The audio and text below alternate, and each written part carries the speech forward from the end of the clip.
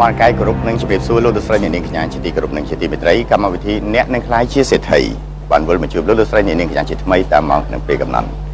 ពីមួយសប្តាហ៍ទៅមួយសប្តាហ៍បេក្ខភាពដែលចូលរួមនៅក្នុងកម្មវិធីអញ្ជើញមកអង្គុយកៅអីសេដ្ឋី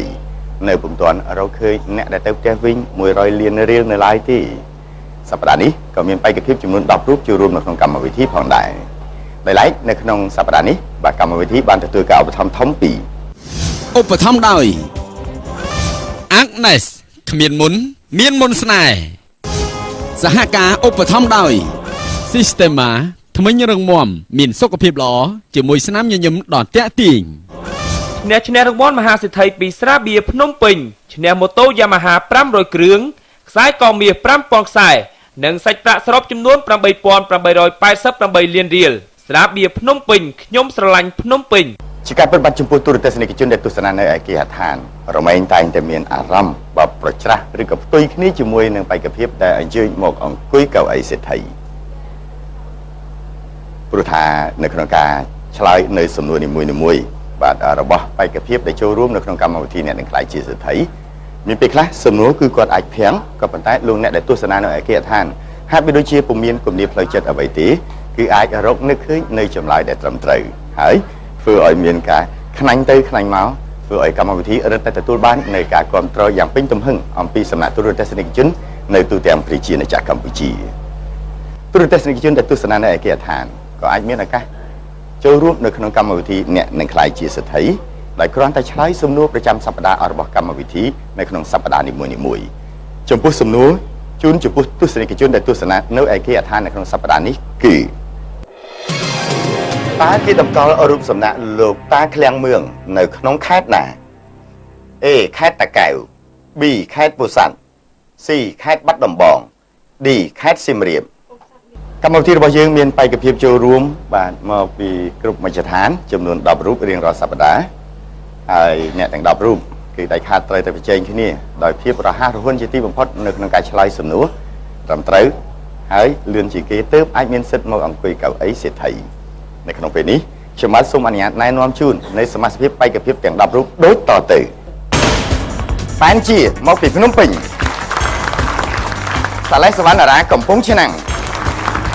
មុតច័ន្ទម៉ានិតភ្នំពេញមឿនសក្កណាភ្នំពេញហតសេងហនភ្នំពេញប៊ុនច័ន្ទវុធីកំពង់ធំមាសសុផាណារាកំពង់ចាមសុនសុខុមភ្នំពេញស្រីសម្បូរកំពង់ស្ពឺនិងចុងក្រោយសឹមរដ្ឋាភ្នំពេញ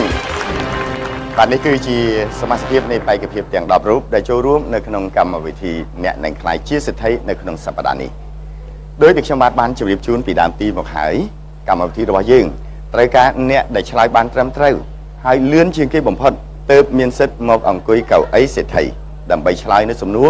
យកទឹកប្រាក់ដែលកម្មវិធីរបស់យើងមានទឹកប្រាក់តម្កល់រហូតដល់ទៅ100លានរៀលដូច្នេះត្រៀមសំណួរចូលរៀបឈ្មោះសត្វខាងក្រោមទៅតាមលំដាប់នៃចំនួនជើងពីច្រើនមកតិច A ឆ្កែ B មាន់ C ក្អែប D ក្តាមចម្លើយដែលត្រឹមត្រូវគឺ C ក្អែប D ក្តាម A ឆ្កែនិង B មាន់អ្នកដែលឆ្លើយត្រឹមត្រូវហើយបានលឿនជាងគេនោះគឺអបអរសាទរបាទចំពោះមុតច័ន្ទម៉ានិតបាទ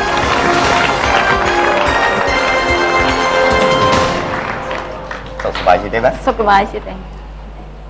ចូលរួមនៅក្នុងកម្មវិធីក្នុងពេលនេះមានអារម្មណ៍យ៉ាងម៉េចដែរមានអារម្មណ៍ថាភ័យហើយតិចណាបាទ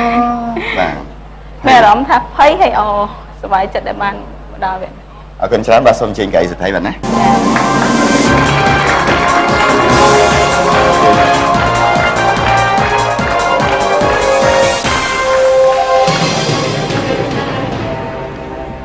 សូមស្វាគមន៍ជាថ្មីមកកាន់កៅអីសេដ្ឋីនៅក្នុងពេលនេះមានអារម្មណ៍យ៉ាងម៉េចដែរបាត់ភ័យតិចសប្បាយចិត្តធ្លាប់ទស្សនាកម្មវិធីនឹងទេតាមដានរាល់សប្តាហ៍ថ្ងៃនេះអញ្ជើញមកប្រហែលអ្នកដែរមក2នាក់អ្នកណាដែលអញ្ជើញមកជាមួយជាកម្លាំងចិត្តម្ដាយមីងបាទសូមជម្រាបសួរអ្នកមីងចាជម្រាបសួរលោកពូបាទ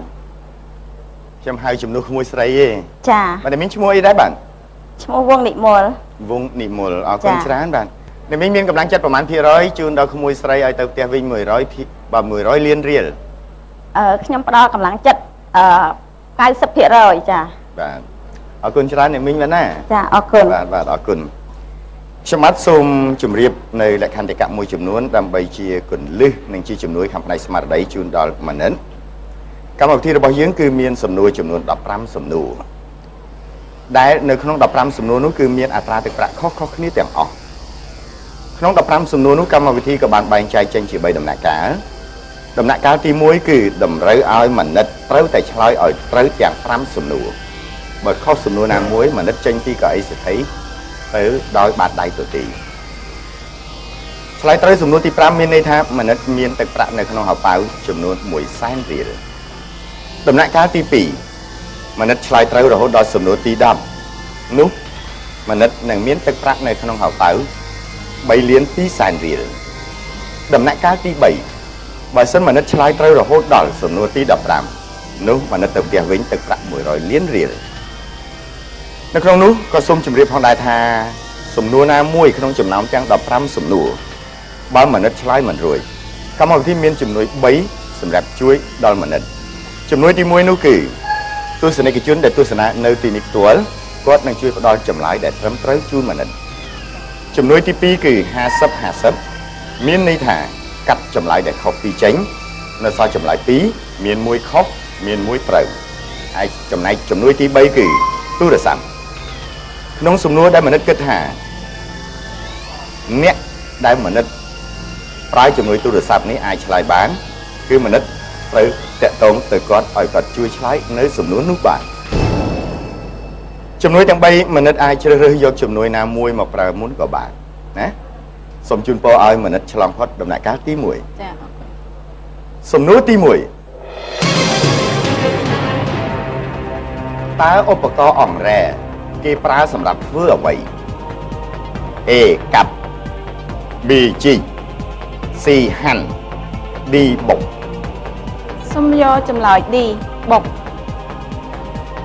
ជាចម្លើយ ចុងក្រោយ ជាចម្លើយចុងក្រោយ A មានន័យម៉េច កាប់ កាប់ បាទអាចជាងរ៉ែអញ្ចឹងណា អត់ទេ B ជីក ហើយជីក ចប ចប់ជីក C ហាន់យកកបិត D ជាចម្លើយចុងក្រោយអបអរសាទរបាទសំណួរទី2តើសត្វមួយណាដែលរស់នៅក្នុងទឹកផងលើគោផង A ត្រី B ពស់ C កង្កែប D កណ្ដុរ សូមយកចម្លើយ C កង្កែប ជាចម្លើយ ចុងក្រោយ ជាចម្លើយចុងក្រោយត្រីមិនអាចនៅលើគោបានទេណា A អត់ទេ C កង្កែបជាចម្លើយចុងក្រោយអបអរសាទរបាទសំណួរទី3តើវល្លិបណ្ដូលពេជ្រមានរសជាតិដូចម្ដេច A អែម B ល្វីង C ជូរ D ហឹរ សូមយកចម្លើយ B ល្វីង មានអ្វីជាអំណះអំណាងទេ ធ្លាប់ឃើញគេយកវល្លិបណ្ដូលពេជ្រហ្នឹងទៅដាក់ត្រាថ្នាំឲ្យវាល្វីងគេប្រាប់ថាល្វីង គេប្រាប់ថាល្វីងតែបានភ្លក់ខ្លួនឯង អត់ទេ ដូច្នេះ B ជាចម្លើយចុងក្រោយ ជាចម្លើយចុងក្រោយអបអរសាទរបាទមនិតពុំទាន់ប្រើជំនួយទេនៅសល់2សំណួរទៀតទើបមានទឹកប្រាក់100,000រៀលនៅក្នុងហោប៉ៅសំណួរទី4តើផលបូក1បូក2បូក3បូក4បូក5បូក6បូក7បូក8បូក9បូក10បូក11បូក12ស្មើប៉ុន្មាន A 75 B 78 C 79 D 80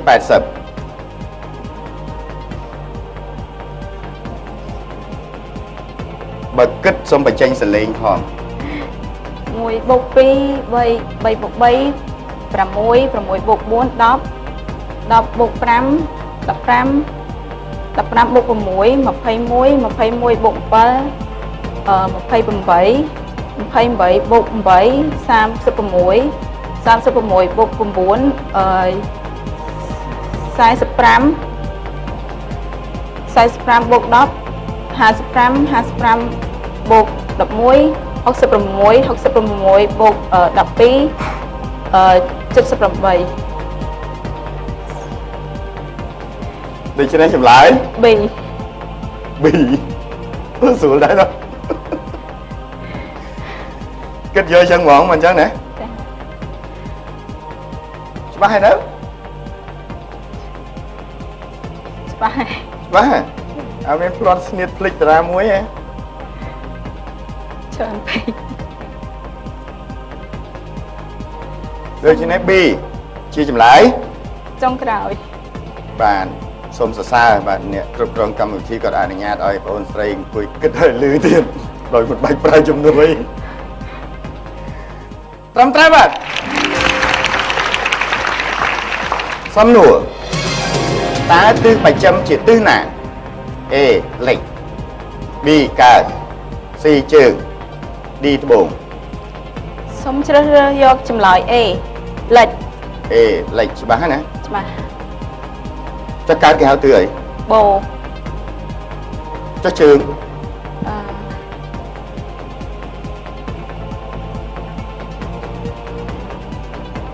ឧត្តរ ឧត្តរចុះត្បូង តសិន យ៉ាដូច្នេះ A ជាចម្លើយចុងក្រោយ ជាចម្លើយចុងក្រោយបើតាមរយៈការរៀបរាប់របស់បងអូនស្រីខាងជើងគឺទិសឧត្តរត្រឹមត្រូវខាងត្បូងគឺទិសតសិនត្រឹមត្រូវនៅខាងកើតនៅខាងលិចមិនដឹងយ៉ាងម៉េចទេនេះខ្ញុំបន្តិចទៀតលោកអ្នកនឹងបានជ្រាបថាលទ្ធផលនៃការឆ្លើយនៅសំណួររបស់បងអូនស្រីត្រូវឬខុសនៅពេលនេះសូមអនុញ្ញាតសម្រាប់បន្តិចសិនបាទ